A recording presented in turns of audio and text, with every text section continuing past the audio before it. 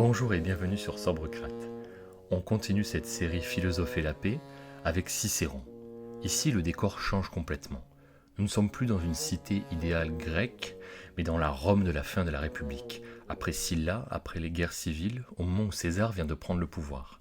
C'est un monde où la paix n'est plus une idée abstraite, mais une expérience de manque, une rupture et une crise. Ce qui frappe chez Cicéron, c'est d'abord la multiplicité des mots qu'il utilise pour dire ce que nous appelons paix.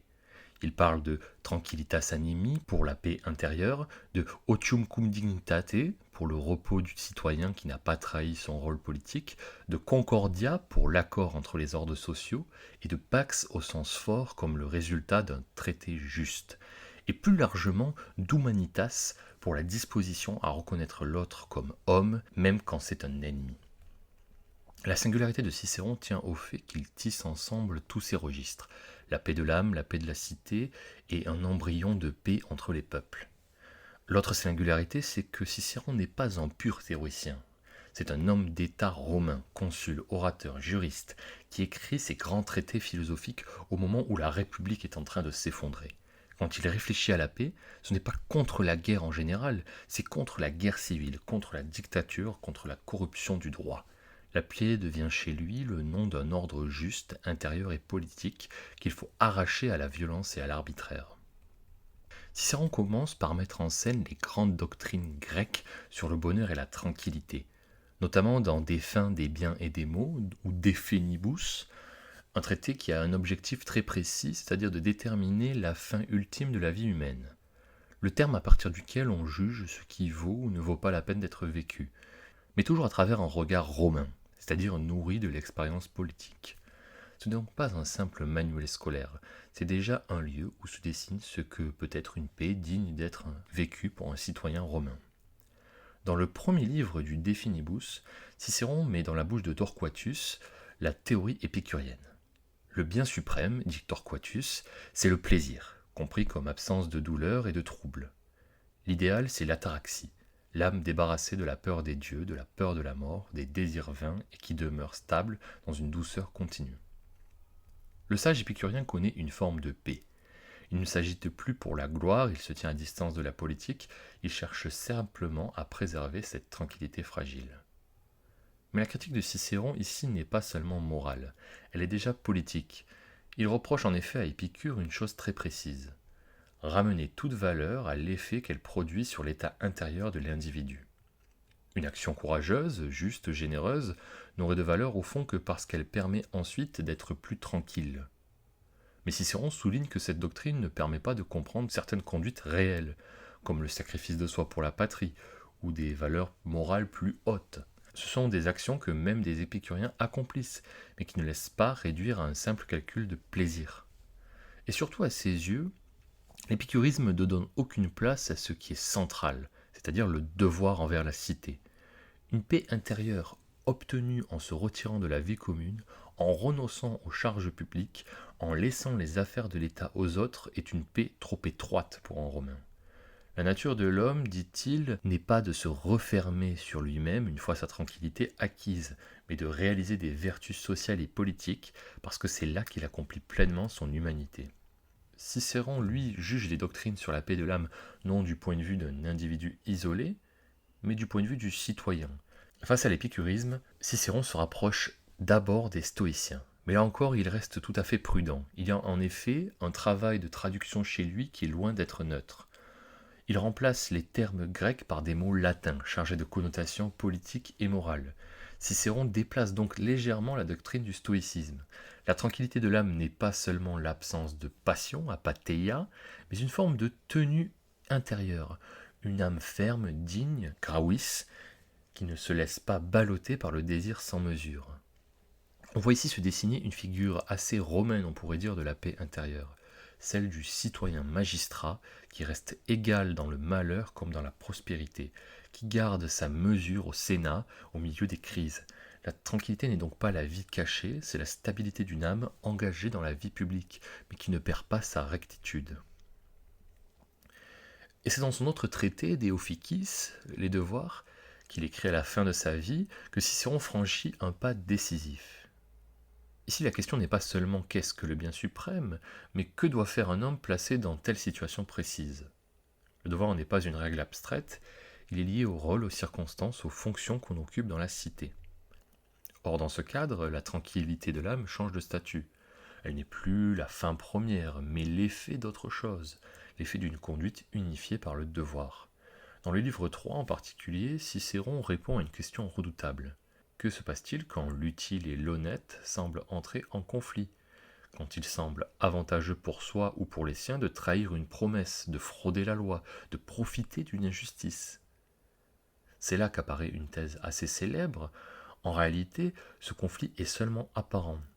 Ce qui est vraiment utile ne peut jamais être séparé de ce qui est honnête. Honestum équivaut à ici beauté morale.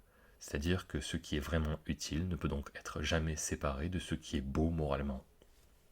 La singularité de Cicéron par rapport aux stoïciens ici tient à la façon dont il tire toutes les conséquences concrètes de cette idée.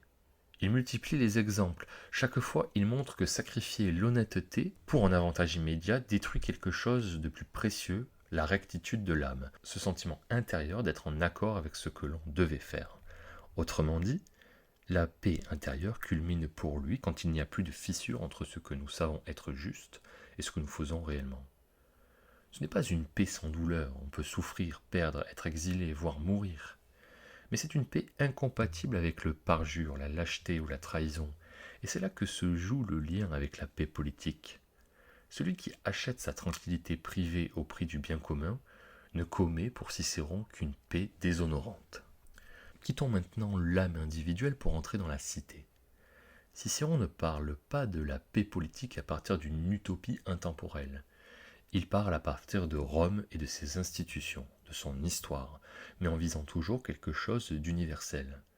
C'est ce double mouvement enraciné dans la réflexion, dans le mos maiorum romain, et en même temps dégager des principes valables en droit pour toute communauté politique qui fait sa singularité.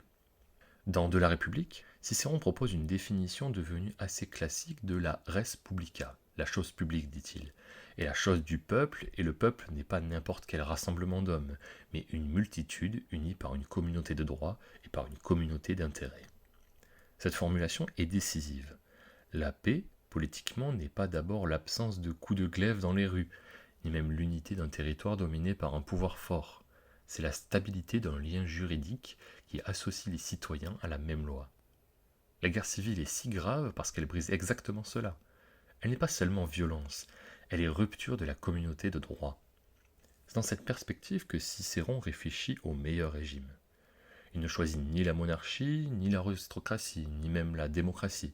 Il défend un régime mixte qui combine le pouvoir d'un ou de quelques-uns avec l'autorité du Sénat et la participation du peuple.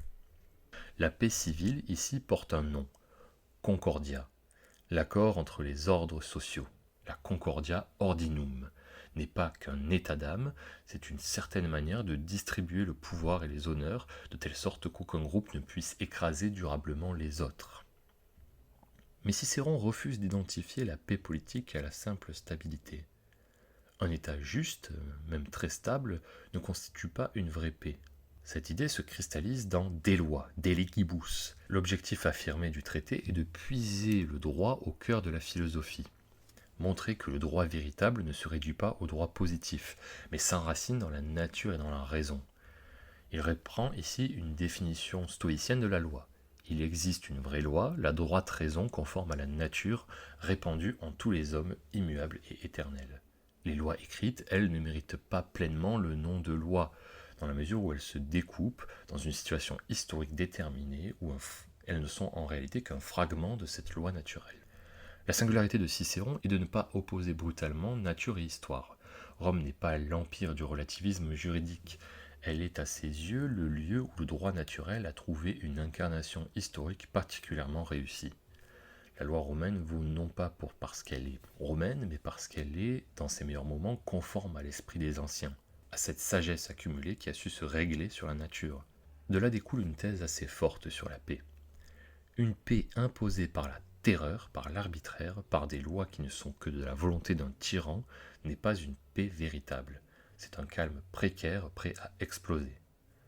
La paix digne de ce nom suppose que les lois soient justes, c'est-à-dire qu'elle s'accorde avec la droite raison et respecte le statut de l'être humain comme être de parole, de promesse et de sociabilité. Deux notions complètent alors ce paysage, fides et humanitas. La fides, d'abord, c'est la fidélité de la parole donnée. Tenir un serment, respecter un traité, honorer un engagement, même envers un ennemi. Dans Les Devoirs, Cicéron insiste sur la valeur du serment et sur le scandale que représenterait pour Rome de ne pas tenir sa parole sous prétexte que l'engagement a été arraché par la contrainte. Ce n'est pas seulement une exigence morale abstraite, c'est la condition pour que les relations politiques soient autre chose qu'un pur rapport de force. Une paix qui repose sur des traités respectés construit une confiance qui rend la guerre moins probable.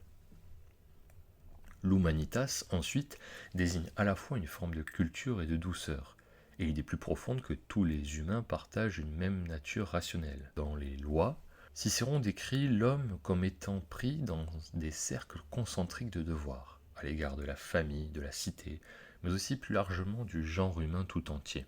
La nature nous a fait, dit-il, pour vivre en société et pour partager le droit. La tendance à l'amitié, la bienveillance, au-delà des frontières strictes de la cité, est le fondement du droit. Même en guerre, même face à un ennemi étranger, il y a des choses qu'on ne doit pas faire. Les massacres gratuits, les perfidies, la cruauté inutile. D'où son éloge de la clémence envers les vécus et sa défense de la possibilité de transformer un ancien adversaire en allié par une politique généreuse. Ici encore, la singularité de Cicéron tient à la façon dont il relie immédiatement ses idées à la question de la paix. Une cité qui reconnaît la dignité de l'homme en tant qu'homme, qui module sa conduite en fonction de cette humanité commune, prépare une forme de paix plus large que la simple absence de guerre locale. Elle s'inscrit dans une sorte de cité universelle des êtres raisonnables, dont il parle dans son De Legibus, comme d'une cité commune aux dieux et aux hommes. La paix politique, pour être complète, doit donc être pensée à trois niveaux: l'équilibre des pouvoirs intérieurs, la justice des lois et la reconnaissance d'une communauté humaine plus vaste.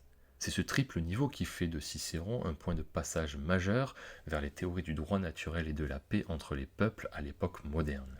Pour rendre ses idées plus sensibles, Cicéron ne se contente pas d'arguments abstraits, il recourt aux exempla, ces récits d'actions romaines destinés à frapper l'imagination et à guider le jugement moral. Il prend l'exemple de Marcus Atilius Regulus. Regulus, dans le livre 3 des Devoirs, est l'un de ses exemples privilégiés. Nous sommes pendant la première guerre punique. Regulus, consul romain, est vaincu et capturé par les Carthaginois. Ceux-ci lui proposent un marché. Il pourra retourner à Rome pour demander au Sénat un échange de prisonniers. S'il échoue, il s'engage par serment à revenir à Carthage.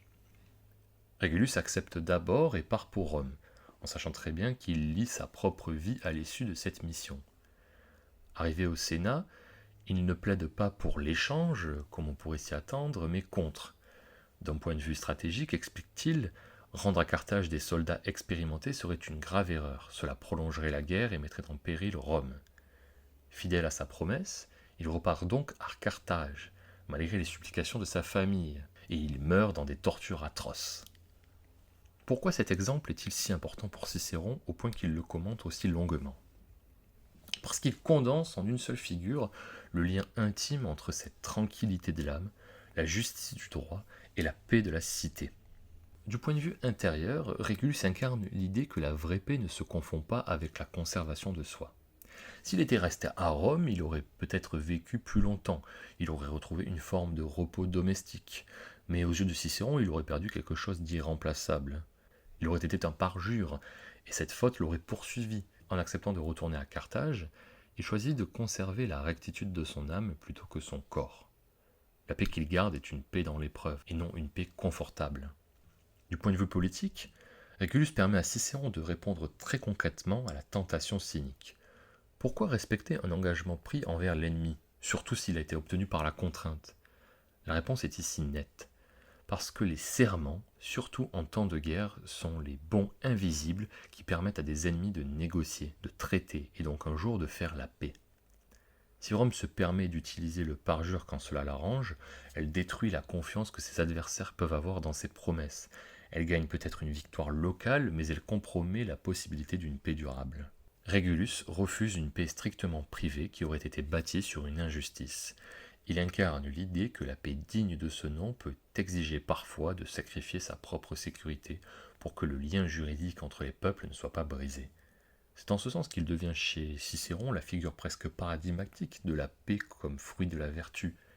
Ainsi, Cicéron fait de la paix non pas un simple état, mais le résultat d'une exigence de la justice qui traverse à la fois l'âme et la cité. La paix véritable pour lui commence là où l'on refuse de sacrifier ce qui est juste, que ce soit pour un plaisir immédiat, un intérêt matériel, ou même pour une sécurité apparente. C'est cette articulation serrée entre vertu, droit et paix qui fait de Cicéron une figure singulière de la pensée de la paix concrète. Merci à tous d'avoir écouté Sobrecrate. On se rejoint prochainement pour une autre partie de Philosopher la paix avec la découverte d'un autre auteur. Au revoir.